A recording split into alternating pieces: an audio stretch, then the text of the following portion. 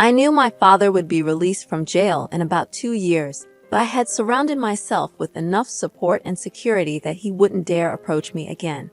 Finally, I had found peace, a tranquility I hoped to carry with me for the rest of my life. After that horrifying incident, life slowly began to regain its normalcy. About a year later, I found myself immersed in the everyday routines. 6 months after the incident, I met someone special through a dating app, and we grew deeply attached to each other. My business prospered, and everything seemed to fall into place. The police station where my father was incarcerated repeatedly called, urging me to talk to him, to accept his apologies. I paid no heed. After all he had done, second chances weren't something he deserved. Fast forward 2 years, and I found myself getting married to the same wonderful man I had met on the dating platform. My fiancé was everything I had ever wanted. He knew about my past, supported me in every decision, and made it his mission to ensure my happiness and comfort.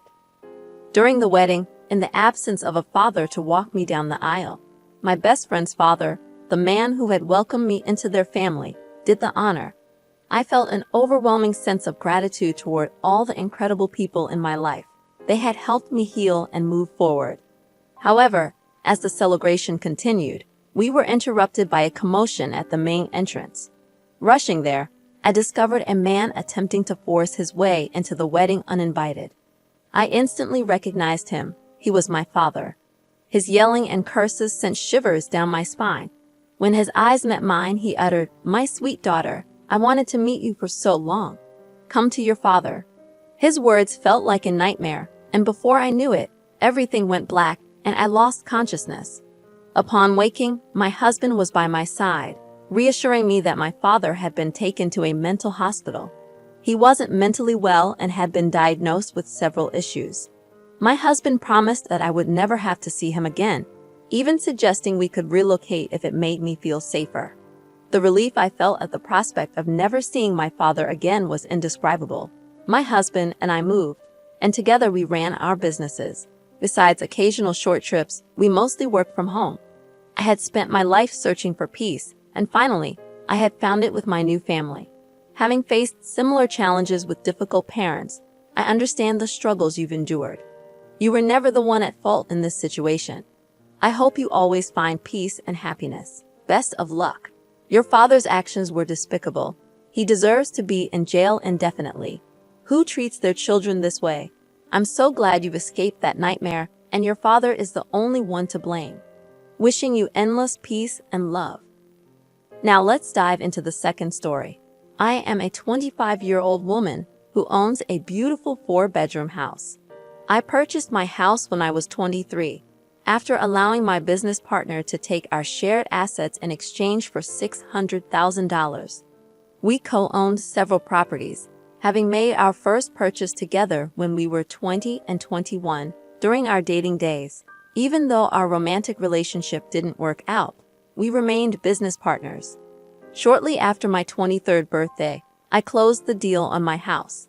At that time, I was only working part-time while managing our properties. Starting with just a few belongings from my old apartment, my new home remained mostly empty for months.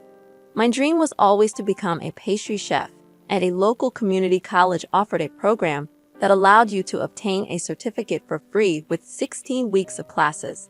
That's where I met my fiancé, James, a 27-year-old chef at a high-end restaurant. We connected instantly, and he became an integral part of my life, even helping me set up my bakery. James proposed to me in Jamaica on August 8, 2022. When we returned home, I moved in with him. I had spent months perfecting recipes in my kitchen, which I meticulously designed to my liking. I often put my phone on Do Not Disturb mode to eliminate distractions. Although James found this upsetting, I stuck to my schedule and rarely deviated from it. About a week ago, I missed several calls from James because my phone was on DND and he couldn't reach me. He suggested having a key to my place for emergencies, but I declined, explaining that I needed time to adjust to living with someone. Recently, I noticed he had a spare key in his car, and I immediately changed the locks with my brother's help. During dinner last night, I confronted James about finding the key. I assured him it was useless now that I had changed the locks. We argued, and we haven't spoken since. Am I being unreasonable? My father cast me out of our home, leaving me to struggle for 4 long years, unjustly blaming me for money stolen from our house. Now he's back, claiming he wants to meet and has an apology to offer along with an enticing proposition. I couldn't help but laugh in his face. I've never liked my father. His past actions are the root cause. Sure, parents scold their children for mistakes, but my father cursed my very existence. After my mother's death, he spiraled into madness, and being his only child, I bore the brunt of his erratic behavior until I turned 18. I was terrified of him.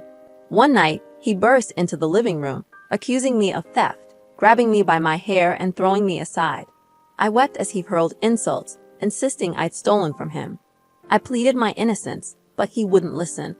The argument escalated until he demanded I leave. When I protested, he slapped me once more and cast me out with nothing. No food, water, clothes. I found refuge at my friend's house, whose parents welcomed me with open arms. They became my new family, offering support and shelter. Despite their advice, I didn't report the abuse. Some twisted part of me didn't want to hurt him further. Looking back, I realized I should have taken that step. Now, 4 years later, I'm a successful businesswoman, heading a security company. I found myself face to face with my father, who, unbeknownst to him, was about to discover my achievements. He apologized, attributing his actions to his struggle with my mother's death, professing his love and desire for my happiness. I listened silently, waiting for the catch. His proposition came, a job and a share in his small manufacturing company, assuming I was jobless and struggling. I couldn't contain my laughter. In between my fits of laughter, I shared my success story, revealing my thriving business empire. His dumbfounded expression was priceless. As I stood to leave, I warned him never to contact me again, making it clear I wanted him out of my life for good. As I walked away, a smile crept across my face. It was cathartic to release all that pent-up frustration. That man had never truly been a father to me, so finally feeling happy was a welcome change. But at times, I couldn't help but wonder if I'd been too harsh on him. Life continued as usual after that peculiar meeting. Then, one day, my father called, his voice tinged with desperation. He begged me to take him in, shedding tears and repeating his apologies. He admitted he shouldn't have treated me so poorly and that I deserved better. His transparent attempt to get a piece of my success wasn't lost on me, so I hung up the call without a second thought. Weeks later, my company had an opening for gatekeepers. I wasn't personally involved in the hiring process, so I didn't pay much attention to it.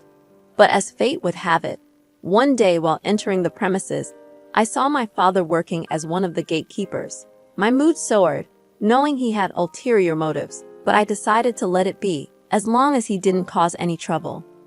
Late one evening, I was leaving the office building when I noticed him waiting at the door. I initially ignored him, walking toward my car. However, he called out to me with a sad and apologetic expression. He tried to apologize again, but when I declined, he grew visibly angry. He reminded me of the past, the way he used to hit me, and accused me of having the audacity to speak to him this way. I was horrified. Childhood memories flooded back, leaving me frozen. Before I knew it, he was charging toward me, striking me once more.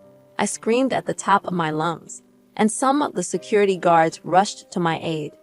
I shot him a withering look and promptly informed him that he was fired, promising to report the incident to the police. Given my public standing, the police took my complaint seriously, resulting in his imprisonment for about 2 years and hefty fines. I also disclosed the childhood violence to the police, which only exacerbated his punishment. His face haunted my worst nightmares. Just when I thought I had escaped my traumatic past, this incident triggered a flood of memories. I sought therapy to deal with the aftermath of the attack. The therapy sessions helped me cope with panic attacks and anxiety. From that day on, I took personal charge of scrutinizing the profiles of all new recruits in the security department. While this incident had reignited my fears, I did everything in my power to regain a semblance of reassurance. A month after the ordeal, I could sense a slow but steady improvement in myself. The therapy sessions continued, and I began to feel better. Well, it's clear that your fiancé needs to respect your boundaries. However, there seems to be a deeper issue here. If you don't trust him enough to allow him into your safe space, perhaps it's a sign that you both need to reevaluate your relationship. It's crucial to feel comfortable living together, especially if you're planning a future together. Considering your age and the relatively short time you've known each other, it might be a good idea to have an open and honest conversation. Address your feelings, why you feel that way, and discuss how you both can move forward as a couple. Be prepared for him to have his own opinions and emotions about the situation. It appears that the issue here goes beyond just a house key. Everyone sucks here, estate. He shouldn't have made the key without your permission, and you clearly communicated that he didn't have your approval. However, considering you're engaged and living together, it raises concerns about trust in your relationship. Why wouldn't you trust him with a key to your house, especially when he asked for it due to legitimate situations where his lack of access caused problems? Your relationship seems imbalanced, and if this continues, it might soon be one-sided. You might be the one at fault here. Living together and being engaged should signify a level of trust that seems to be lacking in this situation. Do you genuinely believe your engagement will survive after such a significant fight? By the way, if you are enjoying this video and want to be an awesome person, consider hitting the like button. Alternatively, you could go to their house and leave them the last piece of cheesecake. Okay, let's move on to the next story. I'm a 20-year-old sharing a house with 4 roommates, and I had an issue with one of them, Jane, who is a 29-year-old immigrant that moved to our country about 4 years ago for better job opportunities. Jane joined us around 3 months ago to fill in for a previous roommate who left after her lease expired. Jane and I never had any major clashes until this particular problem arose. Jane's family still lives in her native country, which is in a different time zone. She frequently FaceTimes with them when it's late at night for us, usually around 2 or 3 a.m. While she doesn't do this every night, it occurs often enough to be bothersome, around 4 times a week. What's especially irksome is that she engages in these calls in the kitchen or living room, and her conversations with her family are excessively loud. I've spoken to Jane about this issue, suggesting that she be more considerate about the noise and perhaps use headphones. However, she flatly refused, claiming that headphones ruined the experience. I also proposed that she FaceTime during the day, but she argued that her family would be asleep at that time. I asked her to please be quieter because her FaceTiming sessions with her family were waking me up, and I had to get up early for work. While she seemed to understand, she didn't show much enthusiasm for fixing the problem and kept changing the subject. Earlier this week, I had a Zoom interview for an exciting internship that could significantly impact my career. I informed my roommates about it a week in advance to ensure a quiet house for my interview. However, the night before the interview, around midnight, Jane was loudly FaceTiming her family in the living room. I woke up and was clearly upset about it. I asked Jane to keep it down, and she assured me she was just saying goodbye to them. They quieted down for about 10 minutes, but then I could hear them yelling again. I approached Jane again, stressed the importance of my early morning interview, and asked her to please keep it down. She promised she would and apologized. However, around 1 a.m., I was once again awakened by Jane and her family. At this point, I had had enough. I went downstairs and yelled at Jane, telling her to be quiet because some of us were trying to sleep. Her family ended the call when they heard me, and Jane went to her room crying, refusing to talk to me. She said she missed her family and expected more empathy from me. My other roommate sided with Jane, saying I was too harsh. I'm feeling conflicted. I feel guilty for yelling at her, but I'm incredibly frustrated with her for being so disruptive. Not the jerk. It's unacceptable for her to call and wake her family up, yet it's perfectly fine for her to shriek at 1 or 3 a.m. and disturb her roommates. Can't she see the hypocrisy in her behavior? Her statement about headphones ruining the experience was baffling. How can wearing headphones ruin the experience? It's a completely reasonable request, and her refusal makes no sense at all. All right, that wraps up today's stories. Thank you for tuning in. Don't forget to hit that like button and subscribe to our channel. If you have your own story, feel free to email it to us. The email address is in the description. Alright, until next time.